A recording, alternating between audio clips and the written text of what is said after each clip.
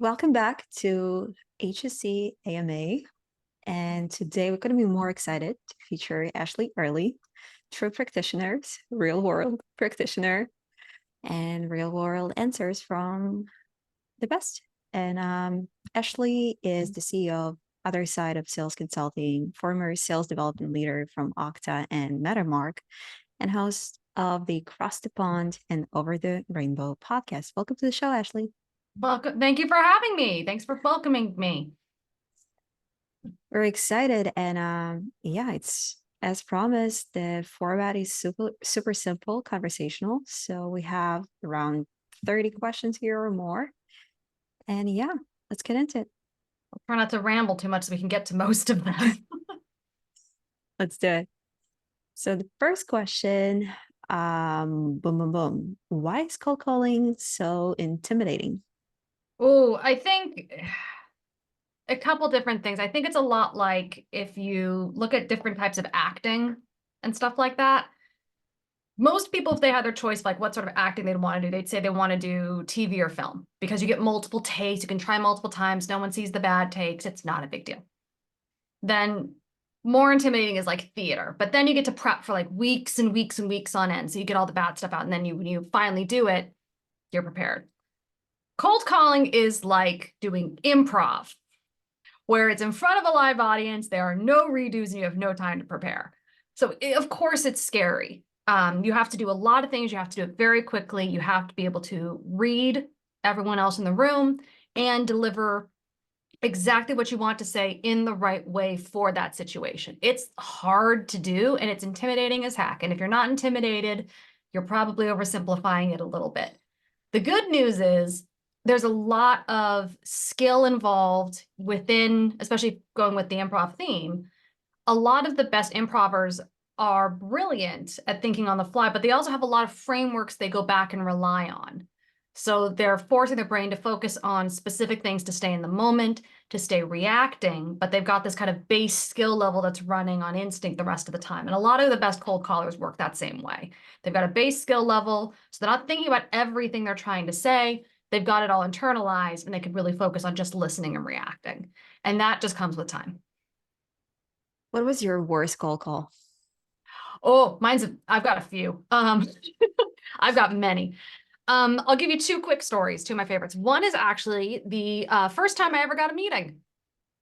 Actually, it was a bad cold call because I was a chief information security officer in New York City, called, picked up the phone. I started doing my pitch and I just started talking gibberish. Like full gibberish. Little known fact, I actually have lived most of my life with a stutter, but it doesn't come out as like a stutter like a lot of people do. For me, it turns into my brain working faster than my mouth, and what comes out is gibberish. It's more likely to happen, especially when I'm stressed. This person picked up. I freaked out and started talking gibberish. Paused, breathed, said, "I'm sorry, that was really terrible. Would you mind if I started again?" This person very kindly laughed, said, "Sure, go for it." Delivered my pitch again. And the guy, as I finished the pitch, said, "Did you intentionally mess up to try and get me to actually listen to it?" And I said, "Nope, I just need another cup of coffee." That gave him a quick chuckle. And he's like, "Okay, well, I actually listened and I would like to hear more." So that's actually how I got my first meeting. So one, don't freak out. Two, I think my favorite one that I actually messed up, and I'm still pretty sure this voicemail is out there. I was being a twit of an SDR early on, and I was playing a zombie game on my phone while I was cold calling. I was killing some zombies. And I'm playing on my phone. I'm waiting to do my voicemails and da-da-da-da-da. "Hey, this is Ashleigh Early calling with zombie." I mean, crud. That was really stupid. I start swearing. And I start pressing every button on the phone, because we actually still had mechanical phones, to try and see if I could erase and re-record. And I marked it as urgent. So there's a voicemail out there somewhere with Ashleigh Early calling with zombie and then a bunch of swear words marked as urgent in someone's inbox. I have no idea what happened there, but that's definitely out there somewhere on someone's server. That's fun. There's kind of a, I don't know, approach in sales when you have to screw up to attract the attention and to look human and to actually convert. So it looks like, and I've seen, a lot of Yeah. sales leaders kind of documenting it into a sales methodology. And our next question here from the audience is, what's your method? And I was thinking, isn't it it? Yeah, I will say I'm very strongly in the camp of if we want to build long-term lasting relationships with clients, we have to build relationships, which means we have to not just be human, but be authentic and be ourselves. So I think intentionally adding spelling errors, grammar errors, messing up pitches to do that, I think is not a great way to start a relationship. Um, Personal opinion, I actually really hate it, but that's just me.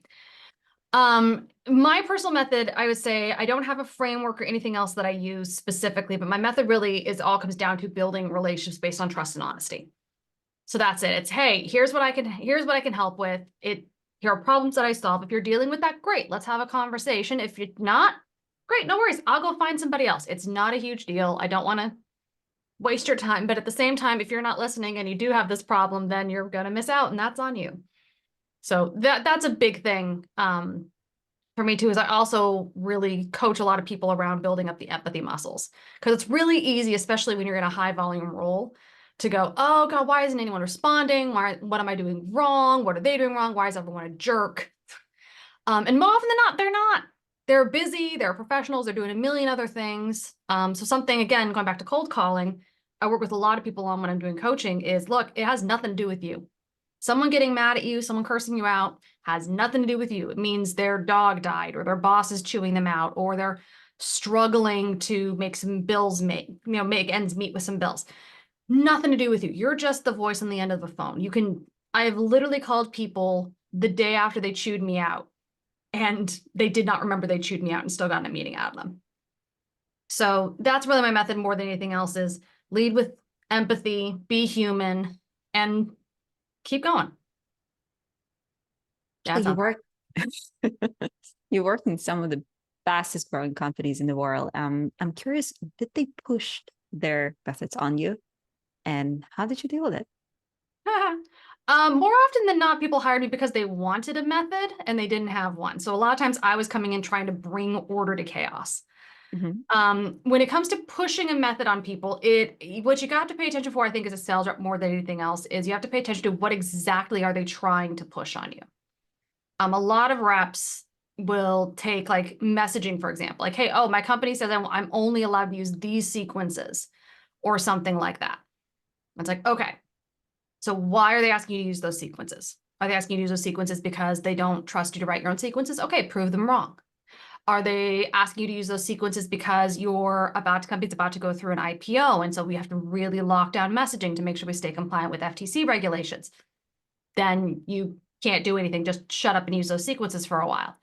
Are they asking you to use those sequences because those sequences are written by people who really know what they're doing and convert at a proven rate? Great. You think you can do better? Prove it.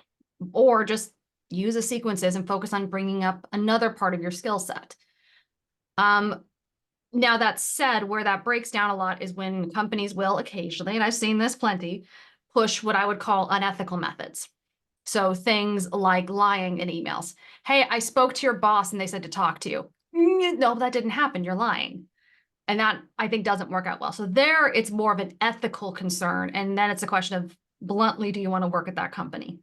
Which I know it scares everybody, but that's something I screen for in the interview process too, is like what methodologies do they use? What are some of the major tactics they're using? And if I hear anything like that that crosses my personal ethical boundary, I can't go work with them because no job's worth selling my soul. No job's worth doing something illegal. No job's worth exposing myself to people who are going to berate and harass me.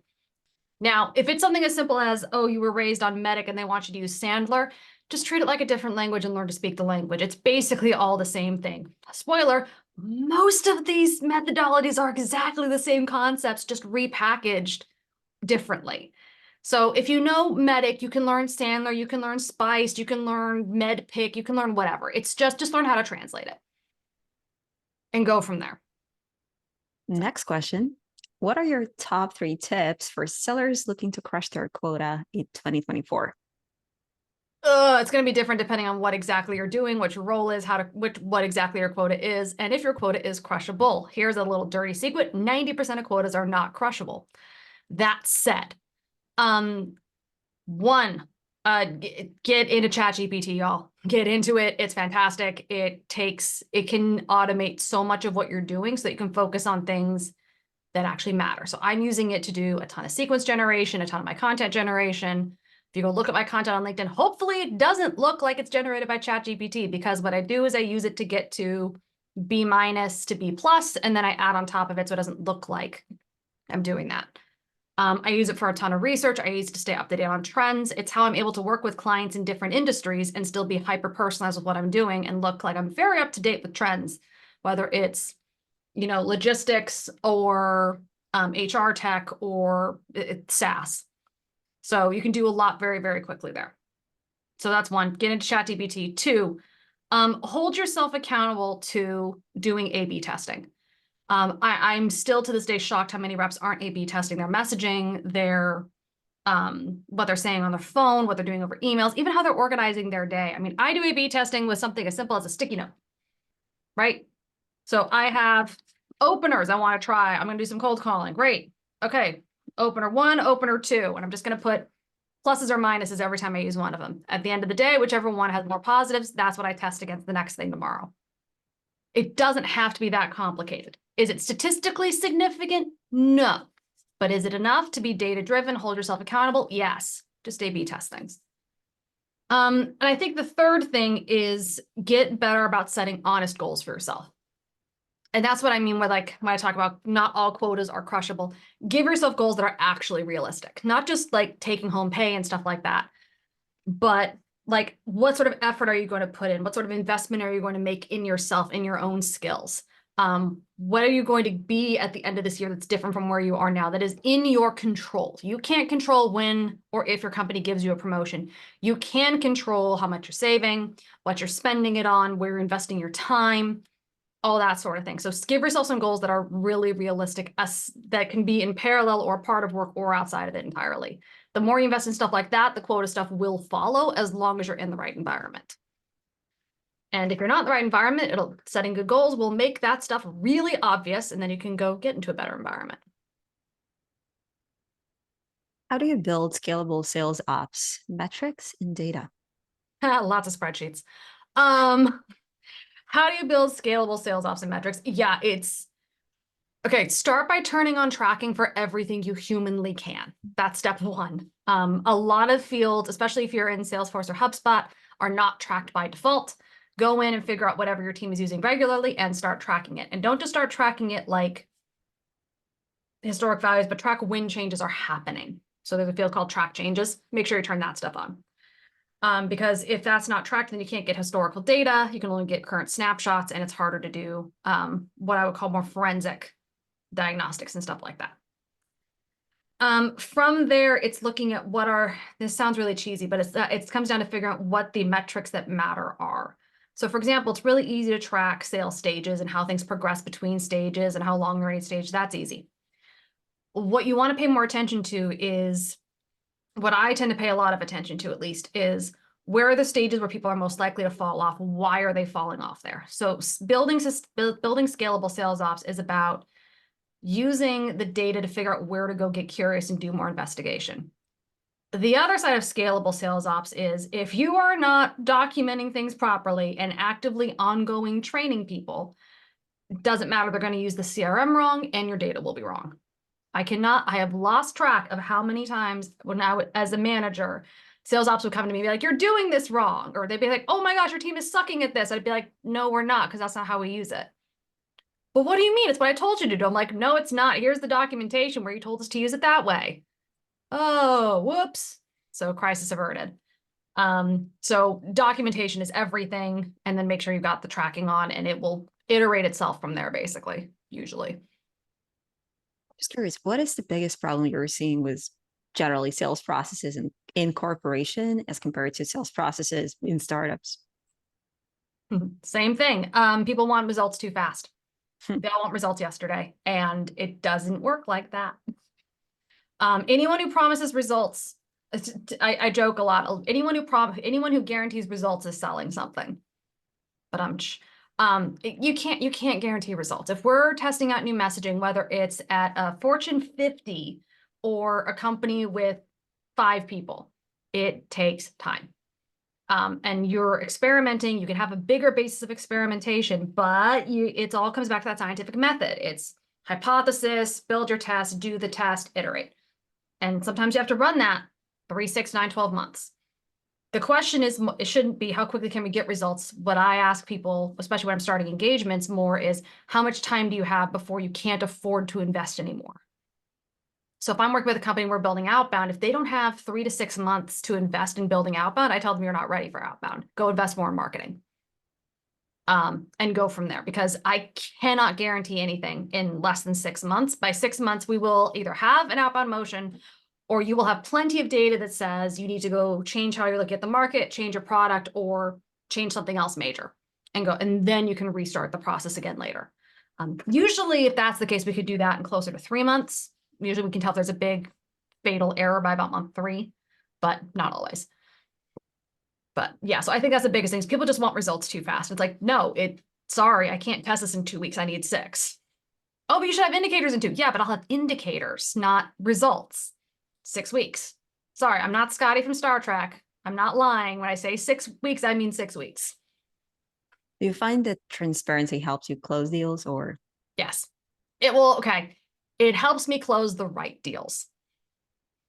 And I get Okay. it. Like, and the other side of this too, though, is like, that doesn't mean people don't ask me for discounts. Doesn't mean people don't negotiate with me on price. They all do. I never get mad at that, because everyone is always trying to make sure they're getting a good deal. That's fine. You are absolutely allowed to ask. My prices are my prices. So if you want to pay less than my prices, then okay, let's look at what we can remove from this project. Oh, you don't want to remove anything. Okay, well then these are my prices. Oh, I don't care if your company always gets a 10 to 15% discount and you're in purchasing and you're comped on getting discounts. I understand that. I respect that, but these are my prices. I can't go lower than that, or I don't make money. Period. That's it. And if you're a salesperson, this is my guidelines. This is the best offer we can do right now. If that's not a good fit for you, then pivot back to value they're going to get, eventual outcomes they're going to get. And if they are still not willing, then go back to your champion, or your champion might not be the champion that you think they are. Next question. When there aren't inbound leads and little money to invest in demand gen, how do you make cold outreach effective? A/B test. A/B test like mad. And it's a lot of grunt work. The other side there too, though, is don't fall into the trap of spray and pray. Right? It's, oh, well, I've got this list. I'll just hit all 20,000. No, no, no. If anything, you have to do more micro experiments. Like, I'm going to reach out to these, basically create clumps and come up with micro experiments. I have 300 VPs of HR in this industry. I'm going to hit half of them with this message and half of them with this message and hope that one of them resonates. And if that does, then I'll go find 300 more and use the good message while I'm testing out another message with another group. So if anything, you have to get even more strategic, even more rigorous around the A/B testing that you're doing, and kind of build from there. Because that's just brain power and organization versus stuff like that. And you can do a lot of this with, more entry level or inexpensive tools. So even if there's not a lot of budget, you can run stuff like this for under $100 a month. And if your company can't afford $100 a month, they probably shouldn't have hired an SDR or an AE, in my opinion. But that's a different story. Are you always A/B testing? Yes, always. I literally have a spreadsheet for a couple of my clients where we have a list of all the experiments we're running. So, and it's interesting. I've come to learn, apparently this is a very common thing in marketing. So apparently I think about sales like a marketer does, but they do things at a wider scale. So they'll do things where I'm like, if I can get a couple hundred people into experiment, that's great. They're doing things with thousands of people. So, but it's still data driven. How do you gain insight on your leads, and how do you identify and qualify your top prospects prior to speaking with them? Okay, so I'm a big fan of the 3x3 rule. 3x3 rule means 3 things, 3 minutes. So I will do personalized research for people who are what I consider my top 10, maybe 20%. So they have to be firm persona match, firm ICP match, and ideally have some sort of intent data involved in it, or I've got some indicator there's been an event or something that's happened. So then I'll go through and do my 3x3 rule. I'll check LinkedIn. I typically do a Google search. I'll check other basic social media, as well as do kind of a news to see what they, or maybe another leader at their company has done. 3 things, 3 minutes. That's enough to write usually 5 or 6 emails off that. For the remaining so at that point, we've got between 80 and 90%. I'll split it typically about 50-50 between what I call targeting and personalizing, or targeting and what I call generic. Generic is what I'll use for people who I can't find anything on, the companies are small, they're not active online, or their title's not a great fit. So for example, if you're selling into VPs of HR, but occasionally you get referred in by heads of sales or something like that, I would give heads of sales a more generic lump. So they get more generic. They're not going to get something that's tailored off of anything like that. They'll get something that's more just, here's what we do. Are you interested? Please forward us to the right person. That tailored group, though, they'll typically get anywhere of 1 to 3 sequences, which we can chain together based off persona, industry, or some specific pain point. And they'll get emails basically on that theme. So it looks personalized, but it's not. I haven't actually added anything that says clearly this could only be going to Julia. This could be going, but it will resonate with anyone who is in Julia's role. So that's how I do that. So those are pre-done. Those require a lot more research, a lot more careful writing, a lot more snippets, and a lot more regular updating. But I can do 400 or 500 emails, at least in those. Whereas with the personalized ones, those are all 1-to-1. So the 1-to-ones convert at a higher rate. However, they take longer to write. So we need to do that balance of generic, targeted, and personalized to make sure we're still getting enough whales and minnows to feed that pipeline. How did you become good at selling, and what's the secret to effectively coaching people? Same thing, empathy. You have to be really good at putting yourself in someone else's shoes and figuring out why they are the way they are. The deeply sarcastic part of me goes trauma. But part of it comes from that though too, is, life is not easy, and there's a reason that a lot of the great artists throughout history had pretty traumatic childhoods and stuff like that. And my childhood wasn't a cakewalk, but it was in no way super traumatic or anything. But one of the things that I gained because of how my parents raised me in the best way possible is a really deep, deep, deep sense of empathy. So as a seller, I can read between the lines and understand how people got to where they are, how they got to their roles, where they're trying to go next, and help them connect the dots. As a coach, the same thing happens. So it's, hey, here's how you got to where you are. Here's where you want to go. Let's talk through and figure out how we can actually get you there and bridge those gaps, and where's going to be the most effective place. Like, okay, you're stuck on cold calling. Okay, you hate cold calling. Why do you hate cold calling? Is it because you don't feel trained? Is it because you don't feel confident? Is it because you're convinced that you're wasting people's time? Okay, let's talk about which one of those that is, deal with that, and then all of a sudden instantly cold calling gets better. It's not about skill, it's about what's going on behind it as well. And if it's just skill, then it's just straight accountability. And why are you struggling to actually do this for yourself? Let's talk about that and do some actual accountability buddying and go from there. But more often than not, it's less skills and more holding up a mirror and going, you see this? You're fine. Or you see this? Like, it's really obvious. Just talking it out, you can get it. But it's always empathy. Do you think selling has radically changed, or the fundamentals are more important than ever? The fundamentals are exactly the same. It's just, the fundamentals are exactly the same. The best sellers have always been the ones that are best able to connect those dots between what the buyers really want and what the buyers really need. Keeping in mind, those could be 2 very different things.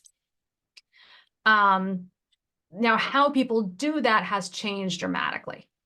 I was fortunate to be raised, ironically enough, by a sales professional as well. I'm 2nd generation. Woo!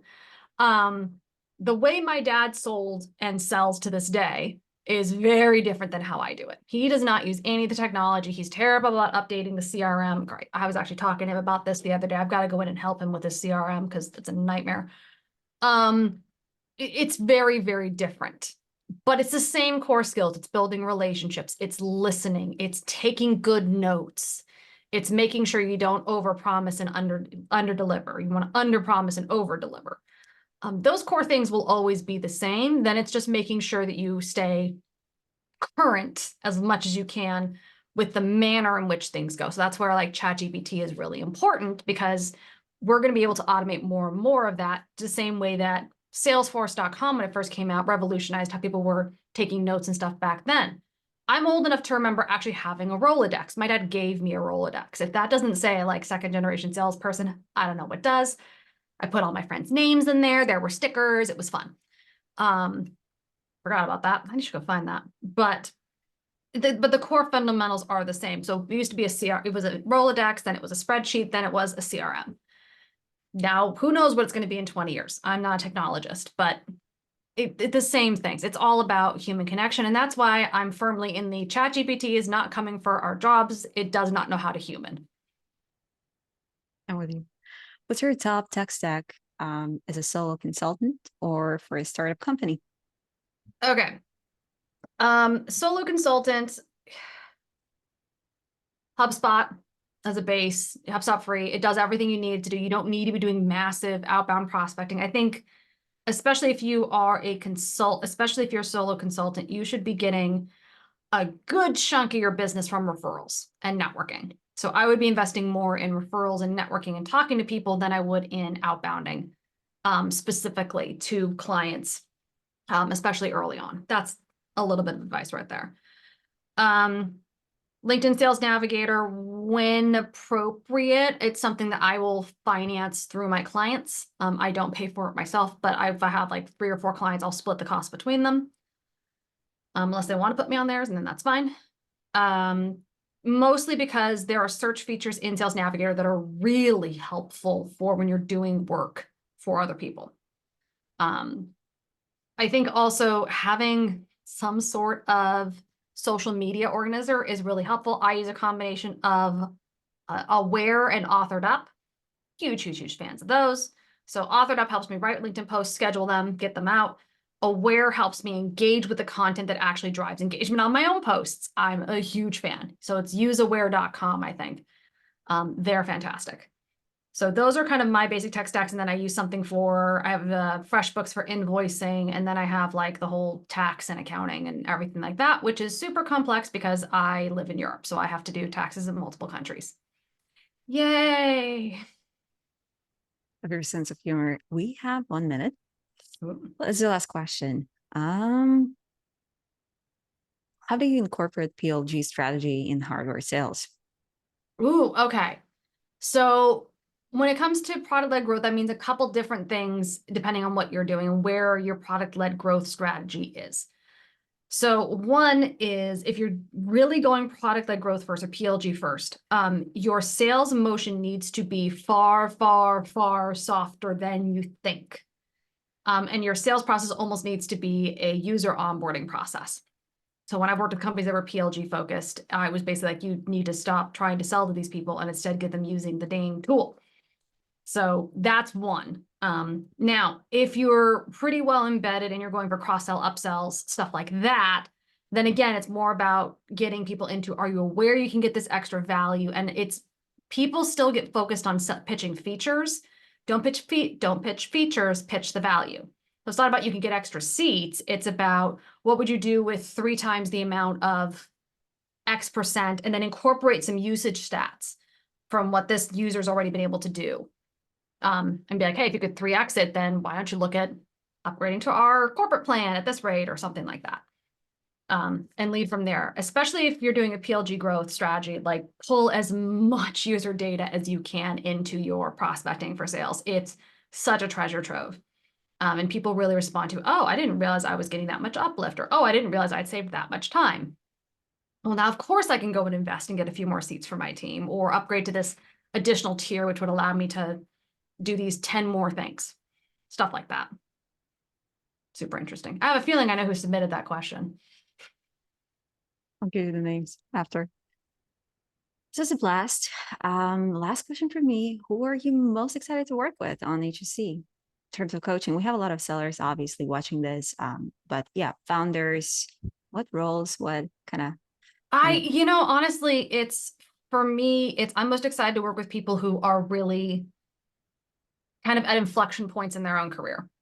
Like they've mhm. recently hit that wall of almost the either screw my boss, screw that company, but the people who've had something go wrong and they're on the upside of that. They're on the, okay, I've hit bottom. I am pulling myself up by my bootstrap and I'm going to do this thing.